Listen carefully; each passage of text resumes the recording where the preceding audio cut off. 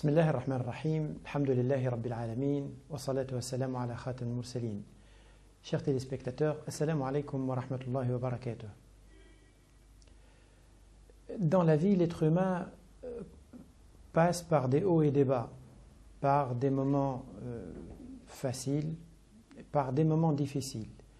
Dans son cheminement vers Dieu, également, il passe par des hauts et des bas. Il se sent bien des fois dans sa foi, dans sa relation avec Dieu, et des fois il se sent pas très bien, il se sent alourdi par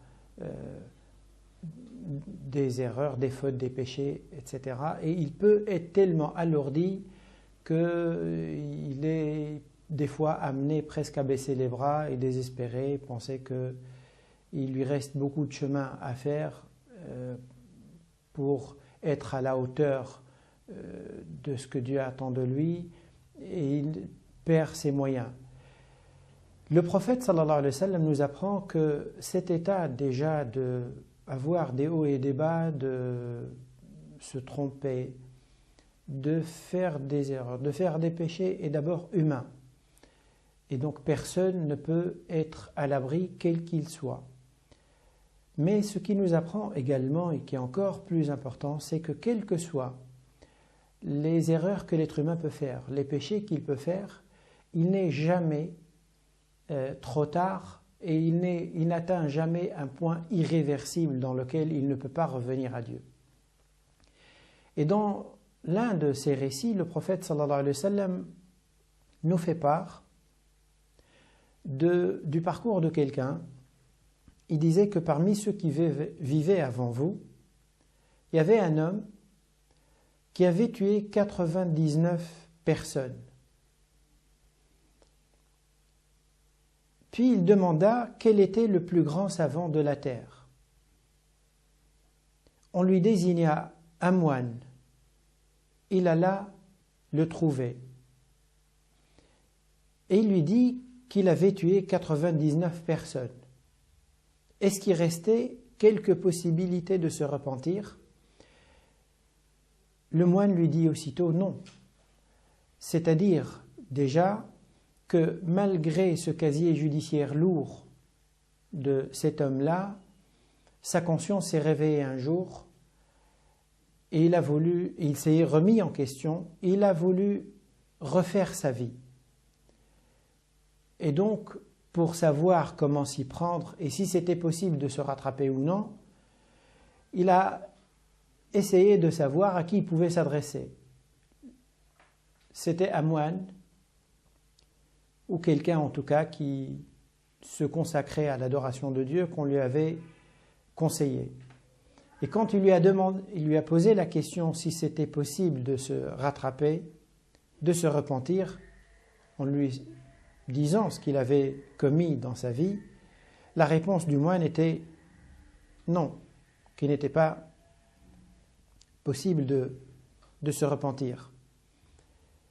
Et pris par la colère, en quelque sorte, en tout cas désespéré complètement, cette personne-là tua sur le coup le moine, complétant ainsi 100 victimes.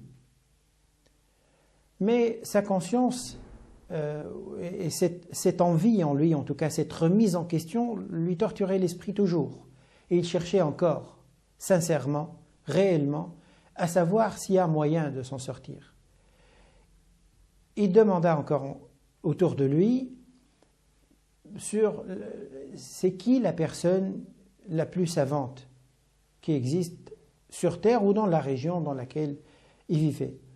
On lui désigna une autre personne, il va le voir, lui disant que j'ai tué 100 personnes et est-ce qu'il me reste encore une possibilité de me repentir? Et le savant lui dit oui. Qu'est-ce qui peut t'empêcher de revenir à Dieu? Tu peux toujours revenir, bien sûr. Par contre, va plutôt t'installer ailleurs, dans tel pays ou dans telle ville. Là, il y a des gens qui vivent et qui sont des gens de bien qui adorent Dieu, qui obéissent à Dieu. Va t'installer là-bas et adorer Dieu avec eux. Mener une vie adorer Dieu, c'est-à-dire mener une vie droite, une vie qui tient compte des recommandations de Dieu. Et ne retourne plus à ton pays parce que c'est un endroit ou une région où le mal est répandu. Il prend ses affaires et il part direction ce nouveau pays. Lorsqu'il arrive environ à la moitié du chemin, il tombe gravement malade et quelque temps après, il succombe sous sa maladie, il meurt. Donc les anges chargés de reprendre l'âme de cet homme-là arrivent des anges du paradis, arrivent en même temps des anges de l'enfer. Et tous les deux cherchant à récupérer son âme. Ils se disputent un peu au sujet ou divergent au sujet de qui le prend. Les anges de la miséricorde disaient que il est venu plein de repentir, désirant de tout son cœur revenir à Dieu, à Allah subhanahu wa ta'ala. Et les anges du supplice, du tourment, du châtiment, disent qu'il n'a jamais fait de bien dans sa vie et donc il ne mérite pas d'être récupéré par vous et aller au paradis. Et c'est là qu'un ange vient à eux, donc différent de ces deux groupes-là, en leur disant, en leur amenant un message de la part de Dieu, leur disant où il vient plutôt pour arbitrer en quelque sorte entre eux, et il leur propose de mesurer la distance qui sépare l'endroit où le corps se trouve de la ville vers laquelle il va et la distance qui le sépare de l'endroit, de la ville qu'il avait quittée. Et en mesurant les deux distances, ils ont trouvé qu'il était plus proche, un tout petit peu plus proche, de la ville vers laquelle il se rendait, donc la ville habitée par des gens de bien et où il voulait aller s'installer. Et donc là, Allah subhanahu wa ta'ala leur dit que ce sont les anges de la miséricorde qui vont se charger de son âme. Et il a été mis au paradis bien qu'il n'a rien fait dans sa vie. Dans ce récit-là, le prophète sallallahu alayhi wa sallam nous apprend un certain nombre de points importants. Il faut savoir une chose, c'est que le rôle du prophète sallallahu alayhi wa sallam, c'est de venir nous donner des informations et une compréhension de la vie dans laquelle nous sommes, une compréhension des dimensions cachées de cette vie, du ghaib, de ce qui échappe à nos sens, de l'invisible. Le prophète sallallahu alayhi wa sallam nous apprend à travers ce récit-là que d'abord, le musulman, il n'est jamais, il ne peut jamais atteindre une situation désespérée du moment qu'il décide de revenir sincèrement à Dieu, Allah subhanahu wa ta'ala accepte son repentir. D'ailleurs, le prophète sallallahu alayhi wa sallam avait dit un jour à ses compagnons, vous savez, il y a deux hommes qui se sont trouvés face à face, l'épée à la main, l'un qui défendait la cause de Dieu et l'autre qui défend la cause indéfendable, celle de l'injustice.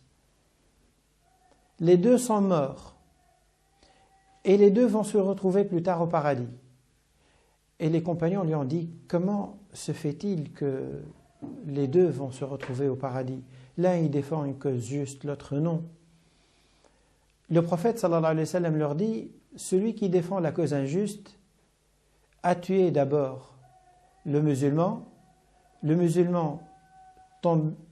tombant sur le champ de bataille en défendant une cause juste, il est allé au paradis, mais l'autre, après avoir tué, quelque temps après, il s'est remis en question, il est revenu à l'islam, il s'est repenti sincèrement et il est devenu musulman. Eh bien, Allah subhanahu wa ta'ala lui accorde également le paradis. Donc, il n'y a pas une situation désespérée. Et toute personne qui sent qu'elle est gênée, ou elle a honte, ou elle rougit de son passé, ou elle sent qu'elle a dans sa vie des tâches qu'elle aimerait bien gommer définitivement, qu'elle sache que le moyen de le gommer définitivement, c'est justement de s'adresser du fond du cœur à Allah subhanahu wa ta'ala, de lui demander de lui pardonner ses péchés et d'arrêter bien sûr ces péchés-là. Même s'il pourrait arriver à un être humain de retomber de nouveau, il faut aussitôt revenir à Allah subhanahu wa ta'ala et sincèrement demander le pardon et arracher ou arrêter sincèrement également s'arracher à ses péchés et arrêter de les commettre. Donc, premier enseignement, c'est qu'il n'y a aucune situation qui est désespérée. Il suffit de vouloir, de se remettre en question et d'avoir une volonté ferme et une intention ferme de revenir à Allah subhanahu wa ta'ala.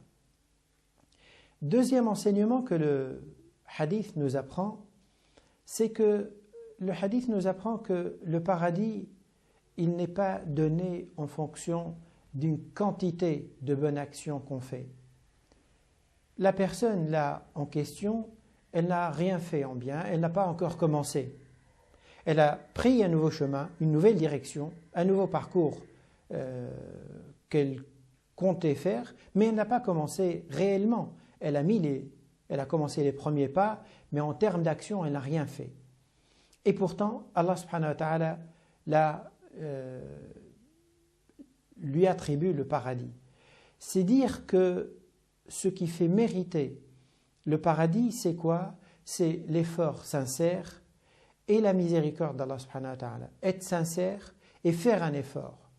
Et les trois conditions, les deux premières qui dépendent de l'être humain, se sont réunies. Cet homme-là était réellement sincère et il avait fait l'effort. La preuve, c'est qu'il a commencé à quitter, laisser tomber sa ville dans laquelle il avait tout le temps vécu, et c'est que donc il a fait l'effort et il était sur le chemin qui le menait à la nouvelle ville, vers la nouvelle ville. Et le troisième critère qui s'est réuni, c'est la miséricorde d'Allah subhanahu wa ta'ala. Et c'est ce que le prophète sallallahu alayhi wa sallam nous disait d'ailleurs dans un hadith. Il avait dit un jour à ses compagnons, sachez que personne parmi vous n'ira au paradis par ses propres œuvres, par son propre travail, par son propre effort, si ce n'est la miséricorde d'Allah subhanahu wa ta'ala qui vient colmater les brèches et réparer les manquements qu'il a fait. Et quand il a dit ça, les compagnons se sont retournés vers le prophète sallallahu alayhi wa sallam lui disant, et toi, ô prophète, toi aussi tu n'iras au paradis que par la miséricorde d'Allah subhanahu wa ta'ala? Il leur a dit, moi également, je n'échappe pas à la règle, ce n'est que la miséricorde de Dieu qui peut me faire mériter son paradis. Un autre enseignement important également qu'on peut tirer de ce hadith, c'est que l'état dans lequel on est, l'état d'effort dans le bien ou l'état d'effort dans le mal, il ne dépend pas uniquement de notre volonté, il dépend également des moyens qu'on se donne. L'environnement fait partie de ces moyens qu'on se donne. C'est-à-dire, si je veux m'engager dans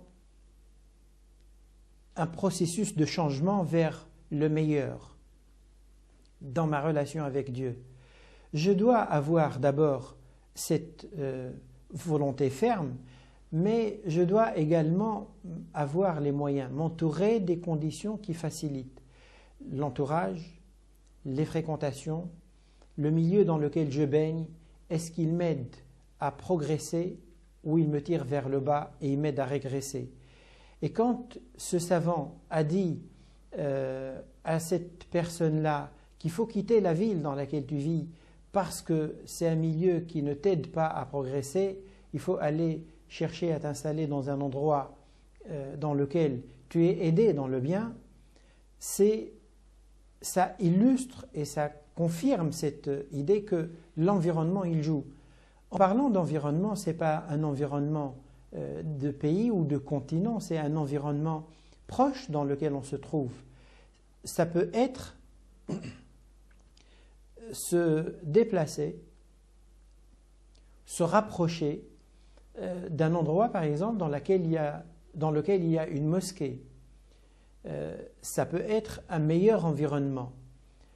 Ça peut être se rapprocher de personnes qui partagent les mêmes valeurs, les mêmes principes que moi, les mêmes objectifs que moi. Et ça aussi, ça aide. Donc, il ne s'agit pas ici de voyager ou de quitter un pays, d'aller s'installer dans un autre pays. Il s'agit de choisir un cadre proche, plus propice. Ça aussi, ça fait partie du changement. Si je veux changer, je dois aussi prendre un temps et réfléchir sur le contexte ou le cadre dans lequel je suis. Est-ce qu'il m'aide dans le bien ou non? Wassalamu alaikum wa rahmatullahi wa barakatuh.